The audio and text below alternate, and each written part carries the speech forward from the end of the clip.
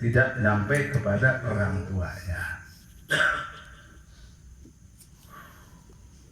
Maka aku punya bayi, kita punya anak belum balik meninggal, itu anaknya itu jadi cengcelengan tabungan buat ente. Itu jadi wildanon, dari sebutnya pelayan surga.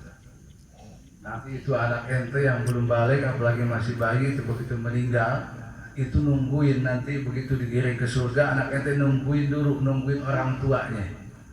Dia nggak mau ke surga kecuali dia bisa bawa orang tuanya. Selama orang tuanya beriman kepada Allah, dia tidak melakukan perbuatan musyrik, itu anak bisa ngasih syafaat sama orang tuanya. Tapi kalau nggak diikahin repot, nggak punya karcis buat tembus orang tua anak. Makanya kesempatan ente punya anak kecil, celengan buat ente. Nah, tapi jangan juga ente lahir payahan anak lain. Jadi goblok dia orang tua. Karena lahir dari dari hasil di luar pernikahan, karena takut tadi melahirkan, akhirnya dibunuh si anaknya, diaborsi si anaknya, dipicut anaknya. Iya, anaknya cuma kandungan orang tua yang kayak di akhirat, secara ke surga moal mungkin. Malah bakal digugat sama anak nanti, lain di syafaatan bakal digugat ke anaknya.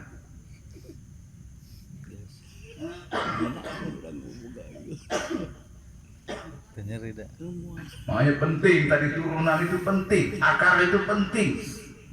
Wah, yang penting mah ngedidik, yang penting mah didikan.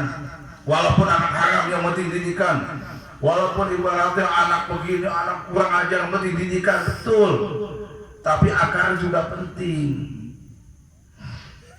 Makanya berapa kali kata Nabi kan tahu sendiri, nggak ada yang mendustakan keturunanku kecuali satu, kalau enggak saja satu, kecuali dia anak zina, anak yang lahir di luar pernikahan. Itu ada bahan, ada potensi buat membenci anak keturunanku, kata Rasulullah. Yang kedua, kalau bukan anak yang lahir dari hasil zina, itu anak yang lahir karena persekutubuhan, hubungan badan tanpa dalam keadaan haid. Makanya awas, kalau haid nggak boleh. Allah haramin. Ya, suami istri berhubungan dalam keadaan haid sebelum mereka bersuci. Belum suci, tapi udah habis ini darahnya, udah lewat saja udah habis darahnya. Tapi kalau belum bersuci, belum mandi haid, dia masih haram, tidak boleh digauli. Awas jangan sepelein hukum, makan belah. Yang penting udah bersih, ini udah nggak ada darahnya. Hatta yadhurna, awas coret itu sehingga dia suci. Bukan bersih, kalau bersih dari darah mungkin begitu udah bersih boleh ente tubuhin. Tapi kalau habis lagi haid, sebelum dia bersuci, suci itu dengan mandi, nggak boleh.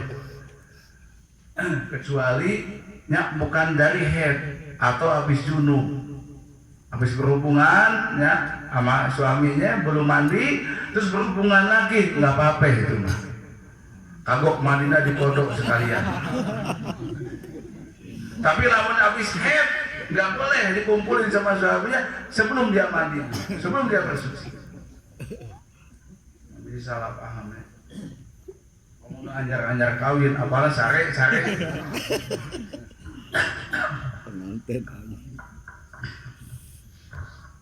Itu jangan rusak tadi kita punya keturunan tadi gara-gara tadi sabar, orang sabar itu masya Allah.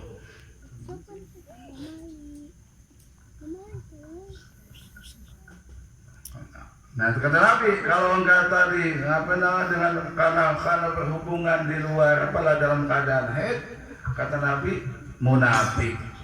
Antara tiga, antara anak yang lahir karena perbuatan zina atau di luar nikah, atau dia lahir dalam keadaan tadinya istri dalam keadaan haid atau belum bersuci. Nah, yang ketiga orang munafik. Nah, antara tiga ini enggak keluar dari tiga ini. Makanya ada begal-begal nasab ditanya bapaknya, dia ngaku. Bapaknya siapa? Bapaknya nggak mau ngaku. Bingung orang bapaknya. Ada Sarman, ada Sarmana, macam-macam. Ada Sarbonge, macam-macam. Anaknya bapaknya nggak jelas.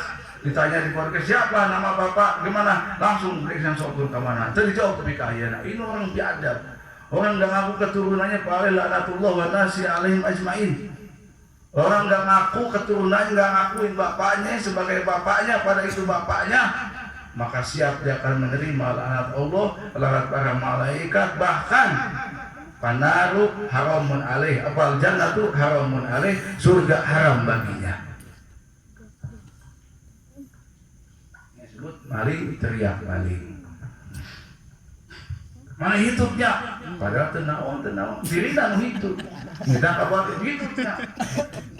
Pada diri nang hidup.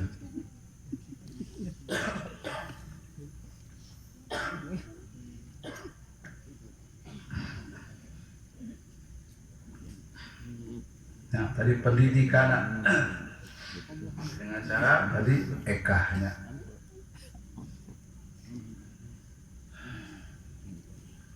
Saya punya anak 7 belum ekah, boleh saya ekah anak 7 dengan 1 sapi, boleh.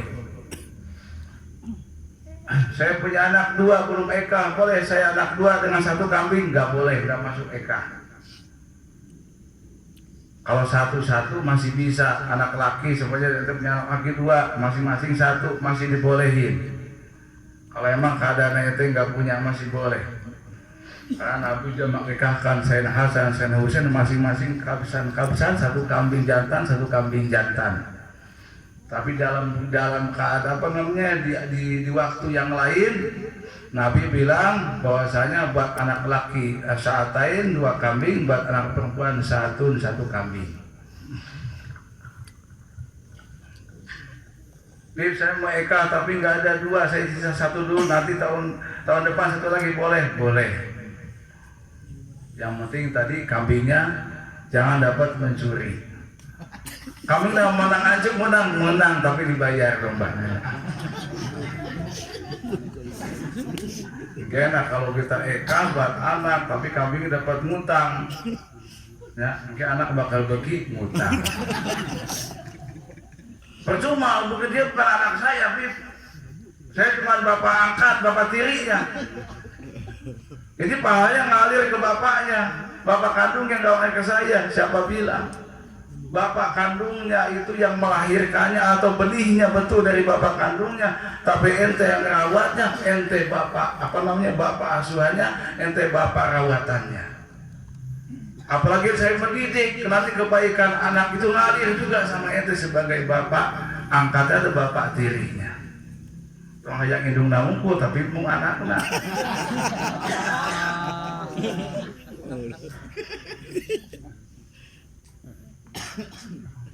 Ya, Allah Maha Adil ya.